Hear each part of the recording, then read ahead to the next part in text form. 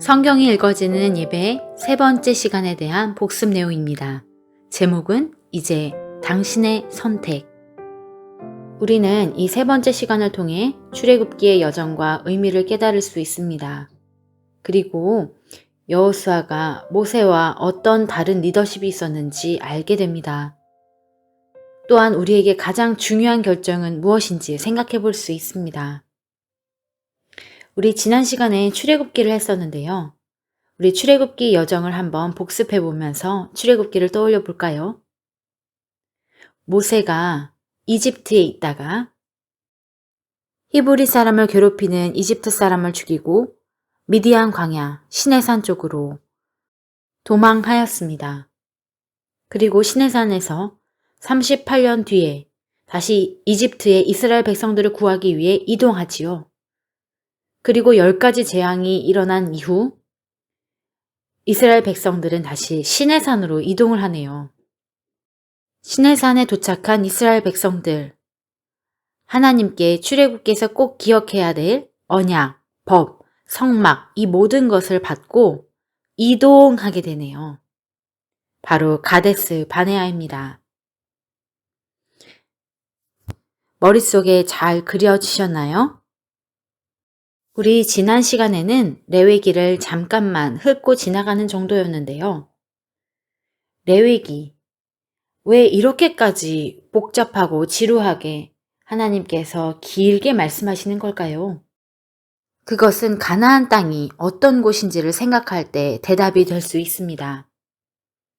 가나안 땅은 참으로 하나님이 왕되심을 인정하지 않고 많은 신들을 섬기는 곳이었죠. 바알과 아세라 신이 그 대표입니다. 섞인 자들이 살고 있는 곳, 그래서 하나님의 법이 더욱더 필요했던 것입니다. 가나안 땅에는 아낙 자손, 즉 네피림의 후손들이 살고 있다는 것을 기억하시나요? 네피림이란 가인 계열의 여자와 셋 계열의 남자가 만나서 나온 사람들입니다. 가인 계열을 따라가는 사람들이라고 할 수 있지요. 셋 계열, 하나님이 왕되심을 인정하는 사람들이 품고 가야 할 존재입니다. 그래서 레위기가 정말 필요하네요. 레위기에는 정체성에 대한 정보, 의식주에 대한 정보, 사회생활에 대한 정보가 들어있습니다. 특별히 하나님께서는 의식주에 대한 정보를 많이 알려주시면서 먹거리와 건강을 직접 챙기시는 모습을 볼 수 있네요. 심지어는 대머리에 대해서도 이야기하셨다고 말씀드렸지요. 그리고 이후 민수기에서 사람들은 가나안 정탐 후에 가나안 정복을 포기하면서 38년 동안 1세대가 모두 죽을 때까지 먹다 죽는 인생으로 마무리하게 되었지만 그럼에도 불구하고 하나님께서는 생육하고 번성하시는 은혜를 주셨다고 이야기했습니다. 어떻게 알 수 있냐고요? 처음에 민수기 시작할 때 계수되었던 숫자와 그리고 1세대가 죽은 후의 숫자가 거의 동일하기 때문입니다. 우리는 또한 발람과 발락 사건을 이야기했습니다. 발람과 발락 사건 기억나세요? 네, 왕발가락이라고 말씀드리면서 모압의 왕이었던 발락이 점쟁이 발람에게 이스라엘 사람들을 저주해달라고 부탁하지만 발람이 타고 간 나귀가 이스라엘 백성들을 축복할 수밖에 없음을 이야기하고 또 하나님께서 계속해서 발람에게 축복하게 하심으로 발람은 저주하지 못하고 이스라엘 백성들을 3번이나 축복하게 되었다는 이야기입니다. 하나님의 벌을 받게 하시면서도 그래도 사랑하시는, 그래도 하나님께서는 축복하시겠다고 약속하시는 그 하나님의 큰 사랑을 엿볼 수 있는 시간이었습니다. 그리고 들어간 신명기에서 하나님께서는 모세를 통하여 역사를 정리하게 하십니다. 1장에서 3장 얘기를 통해서 야, 너희 그렇게 말 안 들었었지, 그치? 그래서 너희가 1세대가 다 죽는 벌을 받기도 했어. 하지만 너희보다 먼저 가시는 너희 하나님 여호와께서는 지금도 너희를 위해서 싸우실 것이야. 그리고 광야에서도 너희가 경험했잖아. 사람이 자기의 아들을 안는 것 같이 너희 하나님 여호와께서 너희가 걸어온 길에서 너희를 안으셔서 이곳까지 이르게 하신 거야. 절대로 잊지 마. 이런 이야기를 합니다. 그리고 4장부터 26장 긴 시간을 할애하며 이제 점령할 가나안 땅에 들어가 지켜야 할 규례들을 정리합니다. 그 규례를 설명하면서 계속해서 왜 규례를 주는지에 대해서 설명하는데요. 바로 너희에게 복을 주시기 위해서 너희를 사랑하시고 번성하게 하셨다.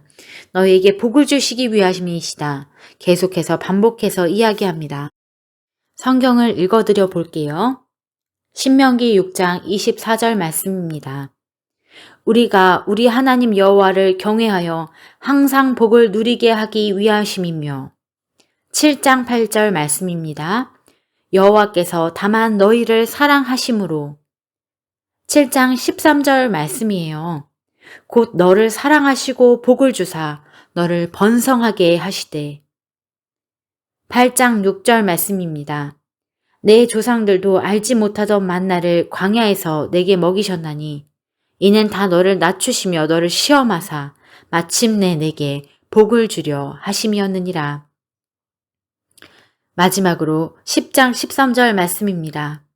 내가 오늘 내 행복을 위하여 내게 명하는 여호와의 명령과 규례를 지킬 것이 아니냐. 그 규례들의 성격이란 바로 이런 것이죠. 가난한 형제가 같은 동네 살거든 그 사람에게 내 마음을 완악하게 하지 말며 그에게 필요한 것을 꼭 구워주라고 말씀하십니다. 신명기 15장 7절 8절 말씀이지요.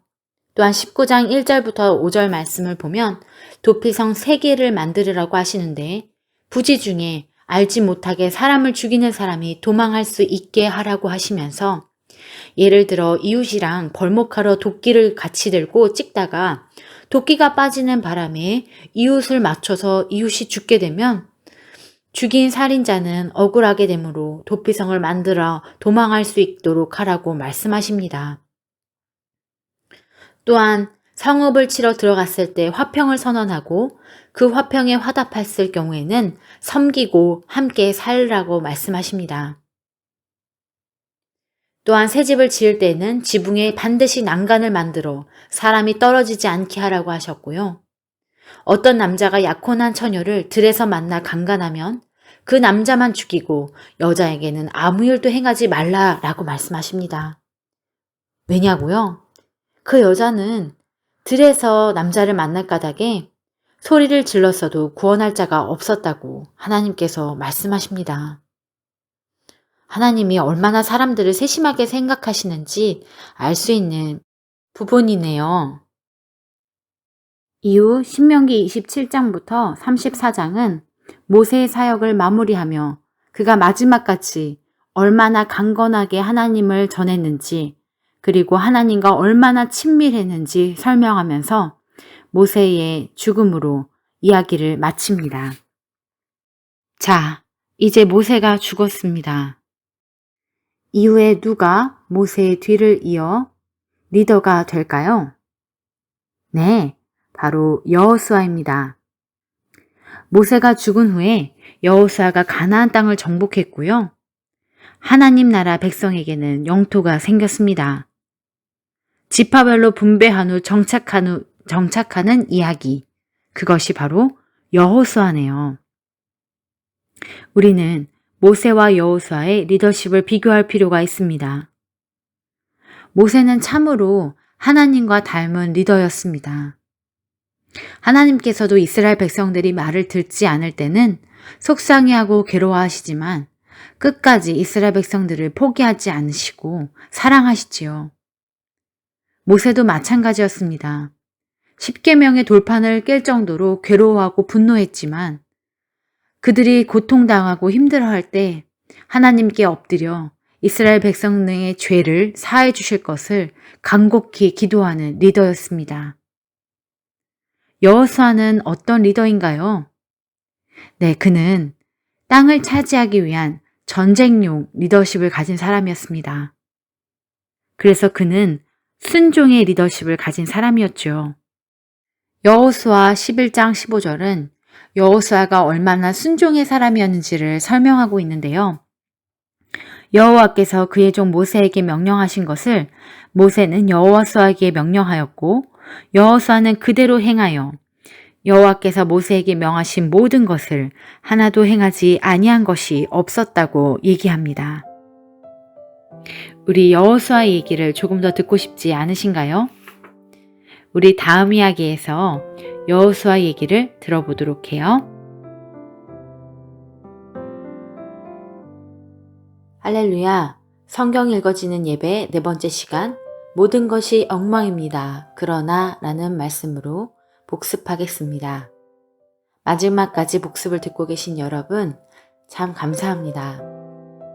끝까지 들어주세요. 우리는 지난 시간에 신명기에 대해서 나누었습니다. 하나님께서 모세를 통하여 지금까지 역사를 정리하게 하시고 규례들을 정리하며 왜 이런 규례들을 주셨는지 너희를 사랑하고 복을 주시기 위함이라고 말씀드렸습니다. 그 규례들의 성격은 다른 사람들을 사랑하고 위하는 것이며 바로 연약한 우리들을 배려하시는 것이었습니다. 그리고 모세 사역이 마무리된 후 모세의 죽음, 여호수아에게 그 리더십이 전달되는 것을 보고 말씀을 마쳤습니다. 우리 11번 다시 한번 읽어보도록 할까요? 제가 읽어드리겠습니다. 모세가 죽은 후 여호수아가 가나안 땅을 정복한다. 하나님 나라 백성에게 영토가 생겼다. 지파별로 분배한 후 정착한다. 바로 하나님 나라의 완성 시점이 돌아왔습니다.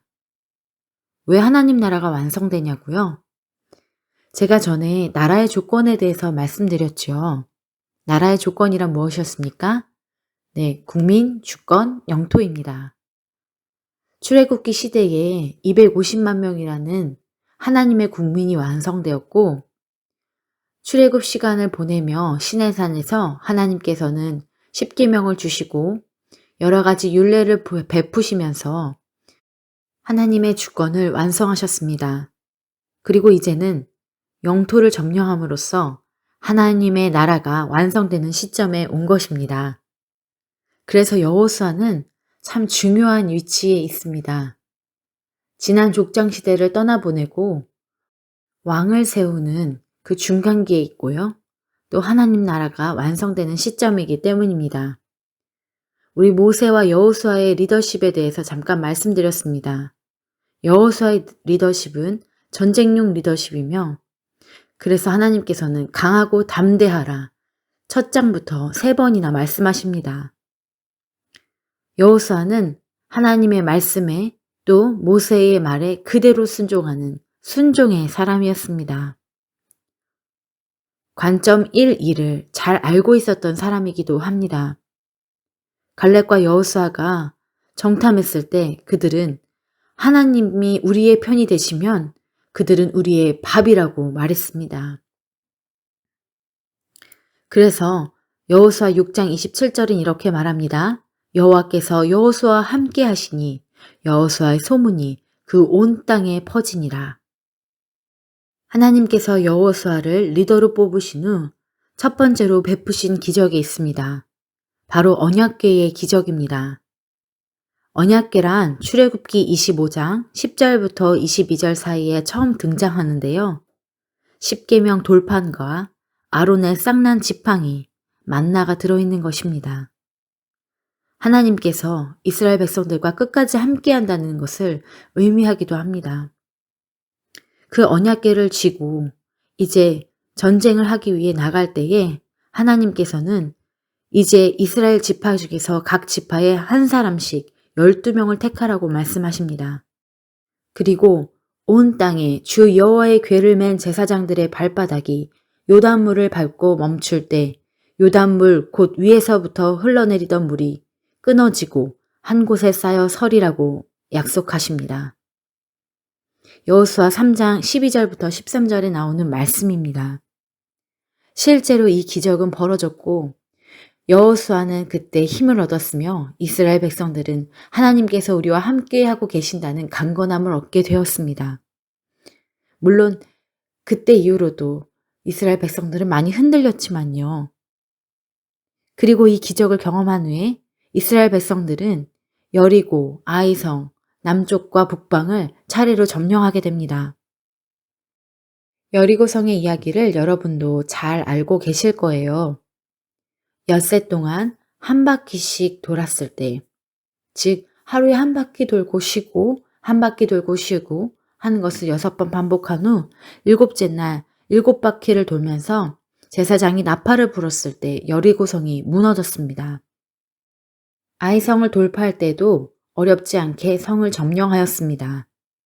어떻게 했냐고요? 하나님께서는 여호수아 8장 2절 말씀을 통해 너는 아이성 뒤에 복병을 둘지어다 말씀하시면서 아이성 뒤에 복병을 두고 앞에는 이스라엘 백성 중 조금만 나갈 것을 말씀하셨습니다. 그것을 모르던 아이성 사람들은 이스라엘 백성들을 내쫓기 위해 앞으로 돌진했고 아이성 뒤에서 숨어있던 이스라엘 백성들은 아이성을 차지하였습니다. 아주 쉽게 말이죠. 남쪽 돌파를 할 때도 하나님께서는 두려워하지 말라. 내가 그들을 내 손에 넘겨주었으니 그들 중에 한 사람도 너를 당할 자 없으리라 말씀하셨습니다. 그리고 쉽게 승리하게 되었습니다. 11장 6절에 나오는 유명한 메론물과 전투가 있습니다. 하나님께서는 여호수아에게 약속하셨습니다.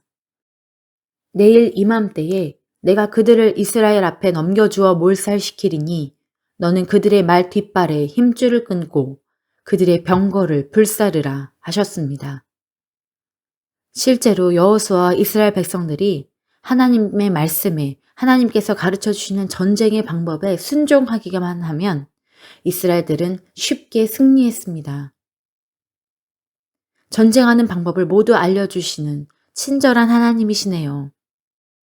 여러분, 사는 것이 참 쉽지 않을 때가 많지요.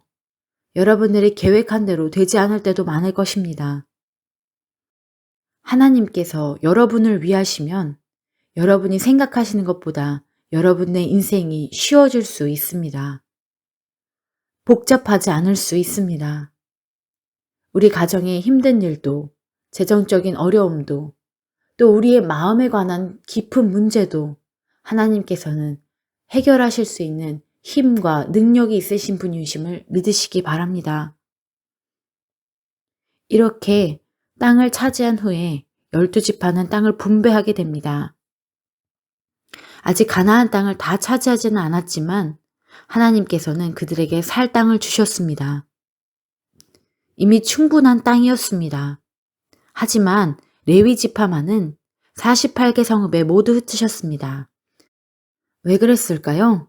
네, 바로 레위기 때문이지요. 정보 전달을 위해서입니다. 가나안 땅에 들어가서 하나님의 왕되심을 인정하고 섞이지 않기 위해 하나님께서는 레위 사람들에게 계속해서 하나님의 명령과 하나님의 마음을 전달할 책임을 주셨던 것입니다. 다른 지파 사람들이 이 레위 지파를 먹여 살리면 이 레위 지파는 하나님의 명령과 사랑을 전달하는 역할을 맡은 것입니다. 그리고 마지막에 여호수아는 이스라엘 백성들에게 자, 이렇게 너희에게 너희가 필요한 모든 것들을 행하신 하나님이시다. 이제 가나안 땅에 들어가서 저 가나안 안에 있는 수많은 가짜 신들을 너희가 섬길지 아니면 너희를 지금까지 이렇게 사랑하시고 앞으로도 사랑하시며 너희에게 지금도 약속하고 계시는 하나님을 믿을지 너희가 선택하라고 말합니다. 우리는 삶 속에서 부지 중에 하나님께서 원하시는 것을 선택하지 않고 내가 원하는 것을 선택하고 내 자녀가 원하는 것을 중심으로 살고 있지는 않은가요? 하나님을 선택하고 하나님이 가장 우선순위가 되는 우리가 되기를 간절히 원합니다. 이제 우리는 사사기에 들어가게 됩니다. 12번인데요. 제가 읽어보겠습니다. 여호수아가 죽자 땅을 빼앗긴 원주민들이 역침입을 한다. 전쟁의 사이클이 계속된다. 13번입니다. 사사들이 나타나 방어를 하고는 했지만 백성들은 왕을 기다린다. 좀 어렵지만 우리 같이 읽어보겠습니다. 여호수아가 죽자 땅을 빼앗긴 원주민들이 역침입을 한다. 전쟁의 사이클이 계속된다.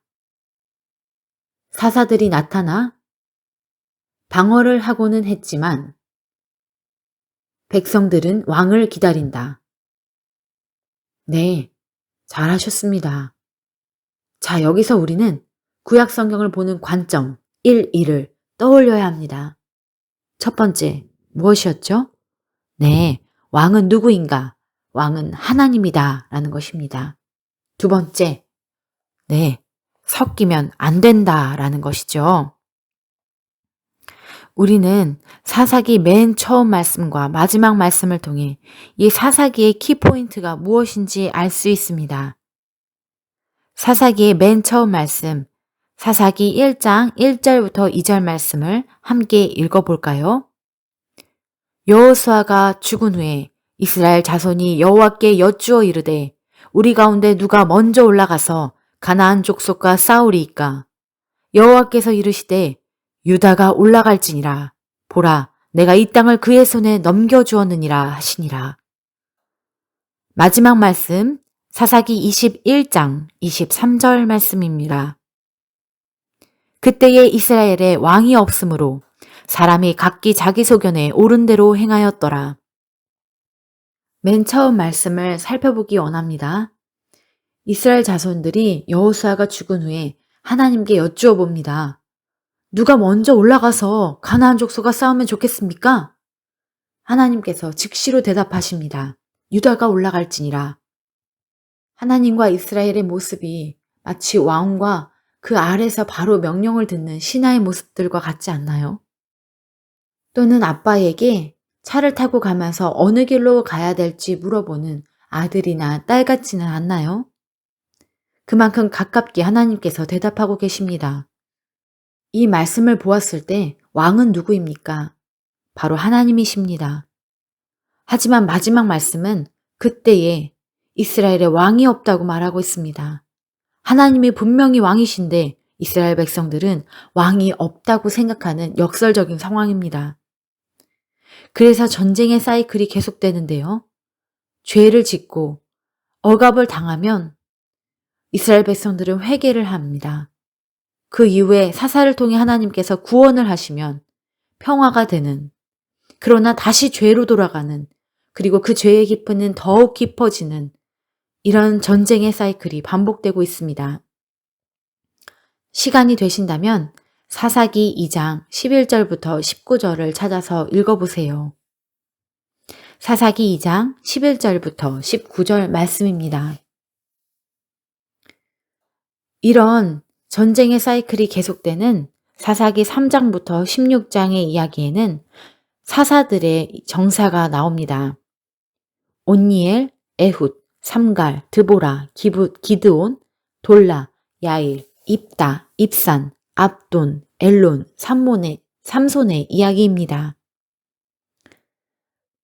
그러나 우리에겐 사사기의 야사가 있습니다. 사사기의 끝에 부록처럼 붙어진 두 가지의 이야기이지요.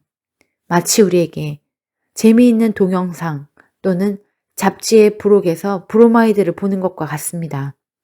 사사기 17장부터 21장의 내용입니다. 이곳에는 미가의 이야기와 레위의 첩사건이 들어가 있습니다. 미가의 이야기 기억나시나요? 미가라는 사람의 어머니가 자기의 돈을 훔친 사람을 저주하는데 그것이 바로 아들 미가였습니다. 미가가 돈을 내놓자 어머니는 기뻐하면서 그것을 가지고 신상을 짓겠다고 하지요. 그리고 그 신상을 지어 집에 있는 산당에 모셔 두었습니다. 제사장도 세우고요. 그런데 그때 다른 곳에 있던 레이가 다른 곳에 살만한 곳이 없는지 하고 돌아다니다가 하나님의 말씀을 전다는 역할을 포기하고 미가의 집에 들어가 제사장이 된다는 이야기입니다. 그런데 더 좋은 땅을 찾아 헤매던 단지파가 이 미가의 집 앞으로 와서 레위와 그 신상을 발견하고는 나중에 돌아와 이 레위와 신상을 데려간다는 내용이네요. 단지파는 이 신상을 가져가 섬기고 또 레위도 자신들의 제사장으로 삼을 계획이었습니다.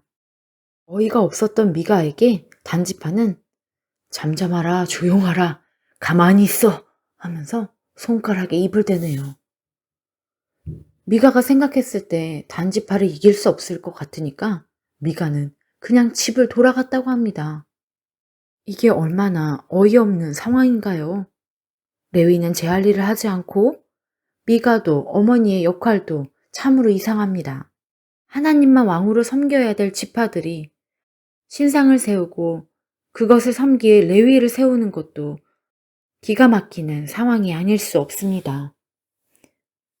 또 두 번째 영상이 있습니다. 레위의 첩 사건이 있지요. 한 레위에게 첩이 있었다고 합니다. 그 첩이 바람을 피고 아버지에게로 도망갔는데 이 레위가 아버지의 집에 가서 좋은 말로 아내를 타일러 돌아가려고 했다네요. 시간이 얼마 지난 후 이 첩을 다시 데리고 집으로 떠났는데 밤이 어둑어둑해지고 잘 때가 되어서 기브아라는 곳에서 밤을 보내게 되었습니다. 그곳에서 만난 한 남자가 자신의 집으로 인도하면서 먹을 것과 모든 것을 데워주기로 약속합니다. 레이와 첩과 그 종들은 그곳에서 밤을 보내게 되는데요. 그 밤에 불량배들이 그 남자의 집을 침입하네요. 그리고 레이와 관계를 하겠다고 합니다. 이 남자는 뜯어 말리지만 결국 이 불량배들은 레위의 첩을 데려가서 밤새도록 유린합니다. 레위가 다시 집을 가려고 문을 열었을 때 그 레위의 첩은 죽은 상태로 문 앞에 있었습니다. 화가 난 레위가 어떻게 했는지 기억이 나시나요? 자신의 첩을 데려가 12막으로 토막을 내어 각 지파에 보내는 것입니다. 정말 경악스러운 일이 아닐 수 없지요. 그 토막난 시체를 받은 각 지파 사람들은 결의를 하고 그 불량배들이 살던 땅, 기브아를 가진 베냐민 지파의 많은 남자들을 다 쳐서 멸한다는 뜻입니다. 쳐서 멸하면서도 계속 울면서 이거 해도 되나요? 해도 되나요? 이런 질문들을 하고 있네요. 모두가 다 이상한 세상입니다. 이 두 가지의 어이없는 이야기에 모두 등장하는 사람이 있으니 바로 레위입니다. 특정한 사람은 아니나 다 레위 지파 사람들이라는데 큰 의미가 있습니다. 왜냐고요? 이 사사기의 사건은 레위가 사명을 잊은 데서 시작되었거든요. 사사기 2장 8절부터 10절 말씀은 여호와의 종 눈의 아들 여호수아가 110세가 죽은 후에 그 세대의 사람이 다 죽은 후에 다른 세대는 여호와를 알지 못했다고 이야기합니다. 여호와께서 이스라엘을 위하여 행하신 일도 알지 못했다고 얘기하고요. 하나님께서 말씀하신 율례와 하나님의 마음을 전달해야 될 책임을 가진 레위가 자신의 책임을 잊고 살았을 때 이 사사기와 같은 시대가 시작되었음을 알 수 있습니다. 또한 이스라엘 백성들의 모습에 대해서 성경은 이렇게 말합니다.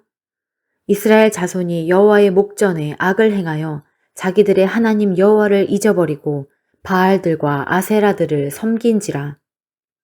사사기에서 3장, 4장, 6장, 13장 이렇게 계속해서 등장하는 말씀입니다. 분명히 하나님께서 눈앞에 계신데도 하나님 여호와를 잊어버리고 다른 신을 섬기며 섞이고 하나님을 왕으로 인정하지 못하는 이스라엘의 모습을 말하고 있습니다. 우리 안에 이런 모습이 없는지 자꾸만 생각하게 됩니다. 자, 이제 마지막입니다. 14번입니다. 사사기 기드온 시절에 다윗 왕의 증조 할머니 룻 이야기가 등장한다. 룻기 발생! 바로 룻기가 사사기와 같은 시대에 쓰여진 성경 목록입니다. 이 여자 룻, 모압 여자였지요.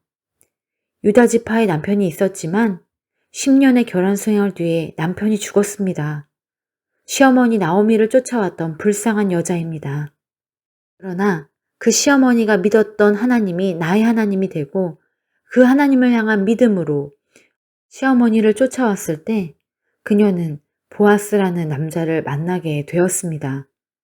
그리고 그 보아스가 룻과 나오미의 가정을 책임질 법적인 책임자가 되어 룻과 결혼을 하게 되고 우리는 그 룻과 보아스가 태어난 자손들 중에 하나님께서 세우신 모델 왕 다윗이 태어나는 것을 우리는 볼 수 있습니다. 그리고 그 다윗을 통해 태어나신 후손이 바로 우리의 온전한 왕이시며 우리의 모든 죄를 도말하시고 지금도 우리와 함께 하시는 예수님이 아니십니까? 룻은 참으로 이방 여자였습니다. 남편이 없는 과부였습니다. 요즘에는 상상하기 힘든 시어머니만 모시게 된 여자였습니다. 하지만 하나님께서는 이 여인을 사랑하셨습니다. 그리고 축복하셨습니다. 예수님의 족보에 등장하는 여인들은 다말, 라합, 룻, 밧세바, 마리아인데요. 비정상적이고 이방인이며 더러운 관계를 통해 태어난 여자이기까지 했습니다. 하지만 여러분, 하나님께서는 그런 여인들을 사랑하셨습니다. 이사야 42장 3절 4절 말씀에 상한 갈대를 꺾지 아니하며 꺼져가는 등불을 끄지 아니하고 진실로 정의를 시행할 것이며 그는 쇠하지 아니하며 낙담하지 아니하고 세상에 정의를 세우기에 이르리니 섬들이 그 교훈을 앙망하리라는 말씀을 생각하게 합니다. 네, 맞습니다. 사사기는 참으로 엉망의 시대입니다. 그러나 하나님께서는 실망하지 않으시고 포기하지 않으시며 마침내 하나님의 정의를 이루시는 분이십니다. 이사야 53장 6절의 말씀과 같이 우리는 다 양 같아서 그릇 행하여 각기 제 길로 갑니다. 그러나 하나님께서는 우리 모두의 죄악을 담당하시는 분이십니다. 오늘도 힘내시면서 하나님께 우리의 마음을 드리고 하나님 앞에서 사시는 코람데오의 삶이 되시길 축복합니다.